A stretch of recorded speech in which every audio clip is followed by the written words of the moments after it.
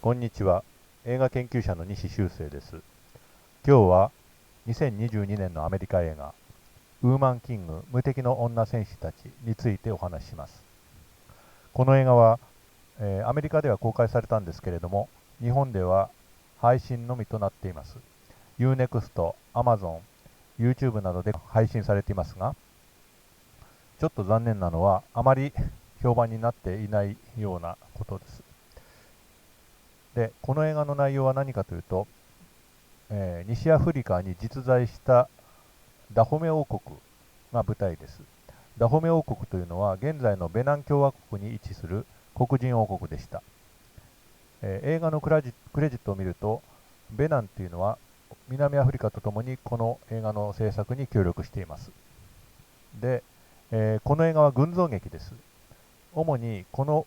ダホメ王国を防衛した女戦士たち、アゴジェというんですけれども、彼女たちの活躍を描いています。ジャンル的には歴史アクション映画で、アゴジェというのはフォン族の言葉です。現地の、黒人の一族ですね。一族というか、部族ですね。英語ではダホメアマゾンズと呼ばれます。こっちの方が分かりやすいですね。女性たちからなる、軍団です。ダホメ王国の女性だけの軍隊を構成していたのは主にフォン族だったので、この言葉が使われているようです。監督は自身も黒人の女性であるジーナ・プリンス・バイスウッド、脚本は白人女性のダナ・スティーブンス、原案は白人の女優作家でプロデューサーでもあるマリア・ベロです。ベロは2015年にオゴジェの歴史を学びにベナンに行った際に、それが映画の物語にする価値があると確信し、LA に帰ってから別のプロデューサーも引き入れて企画し始めたそうです。ウーマンキングはドラマ的にはよくできています。アメリカの今現在の、社会的状況を反映していて、一見の価値があります。これと同じ題材を扱った劇映画に、ウェルナー・ヘルツォーク監督のコブラ・ベルデ、緑の蛇、1987年の映画です。こういうものがあります。で、この作品と、コブラ・ベルデとの違いなんですけれども、映像スタイルも題材へのアプローチも、正反対と言えます。これに関しては、後に述べます。現実に存在した黒人王国なんですけれども、このダホメ王国は奴隷貿易で、栄えていたというか、奴隷貿易を主な財源にしていました。で、史実に忠実かどうかという点では評価は分かれると思いますけれども、インターネットムービーデータベースでのユーザー評価によると、現在は6.9、の線ですね。偶然にも、ヘルツォークのコブラベルでも同じ、6.9点です。ダホメ王国の、奴隷貿易と女戦士軍団というのは、歴史的な題材としては難しいんではないか、映画化するには難しいんではないかというふうにも思います。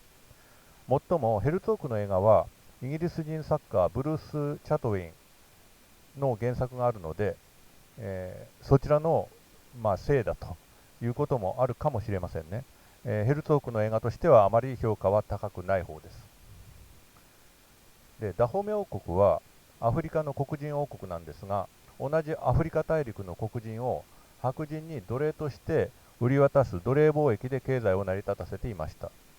で、この王国の支配民族はアジア人と言います。つまり女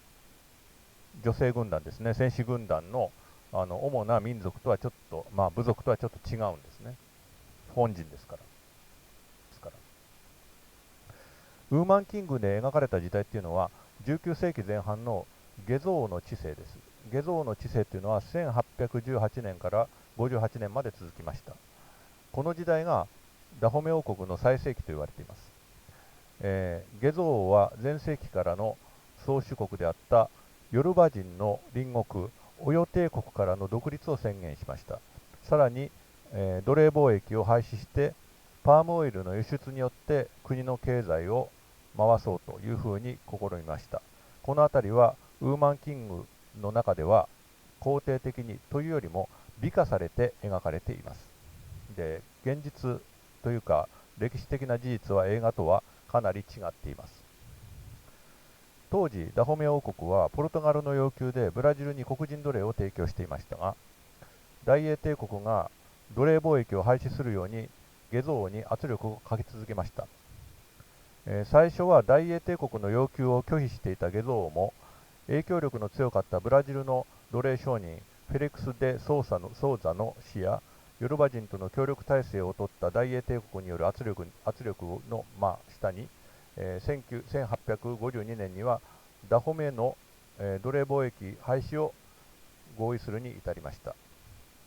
ただし、このゲゾ王は死の直前には国内の圧力もあって大英帝国と敵対し、奴隷貿易を再開しました。つまりこの王は外圧に屈して奴隷貿易を廃止しようとしていただけなんです。しかし劇映画のこのウーマンキングの方では基本的にこれフィクションですから、歴史上の現実の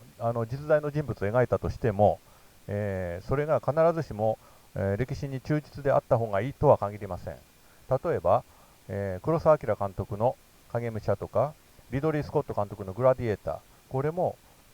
歴史的事実には忠実ではありません。例えばグラディエーターの場合かなり極端ですけれども、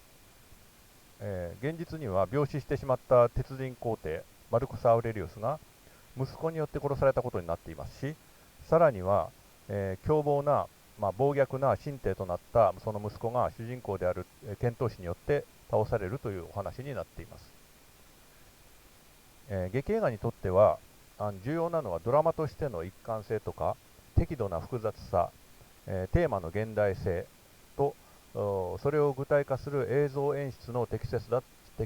さだと思います。その意味でウーマンキングはかなり優れていると言えます。このドラマは先ほど申したように群像劇です。複数視点で展開し、登場人物の個性がかなりはっきりと描かれています。彼らの変化も納得できる形で示されています。主人公は若き女戦士ナウイ、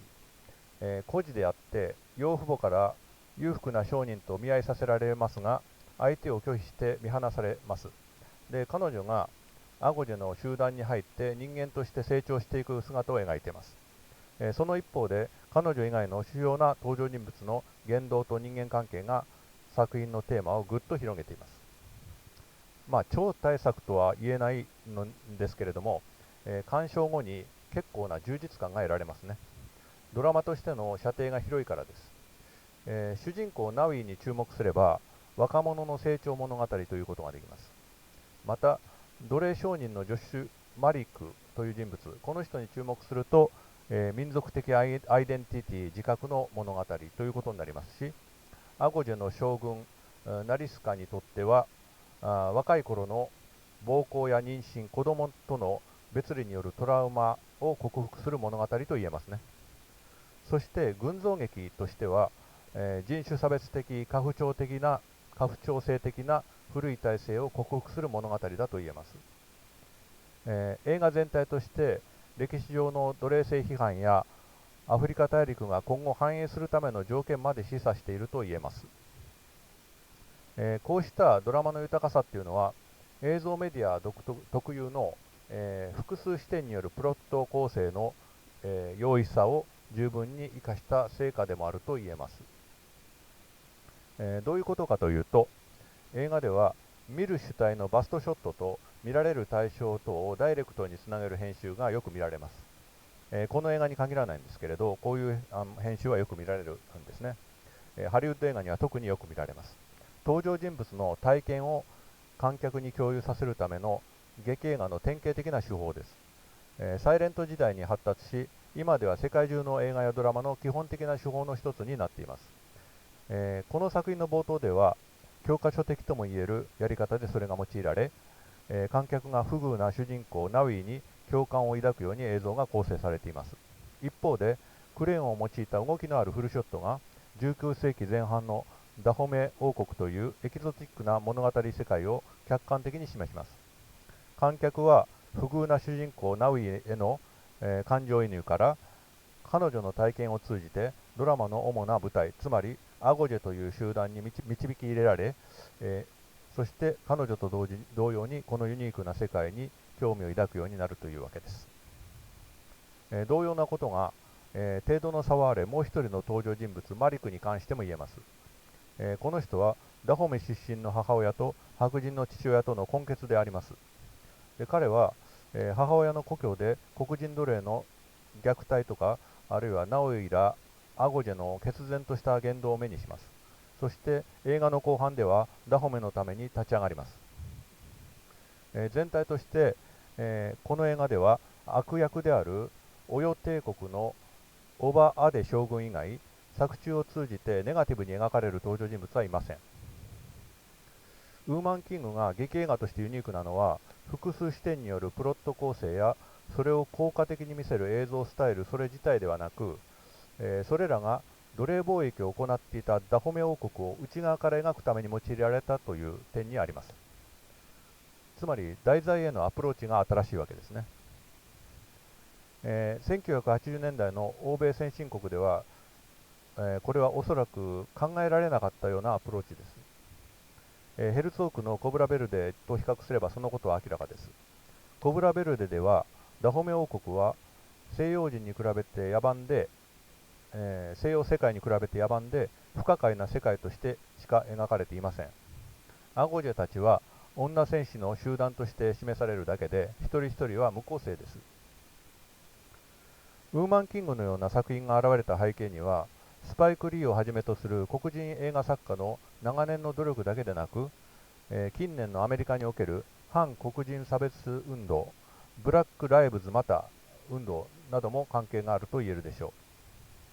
う。また、ウーマンキングには国際社会におけるグローバルサウス、特にアフリカの発言力増大も反映されているような気がします。この作品にはアメリカやイギリス出身の俳優だけでなく、南アフリカやナイジェリアの黒人俳優も出演しています。最初に述べたように、本作の制作にはベナンや南アフリカも協力しています。そのことも考え合わせると、ウーマンキングは決してありふれた歴史アクション映画ではありません。アメリカにおける黒人コミュニティとアフリカ、諸国の存在感や発言力の拡大に対して、ハリウッド映画界が自然にそれを受け入れ、反映させた作品だと言えるのではないでしょうか。本日は以上です。どうもご清聴ありがとうございました。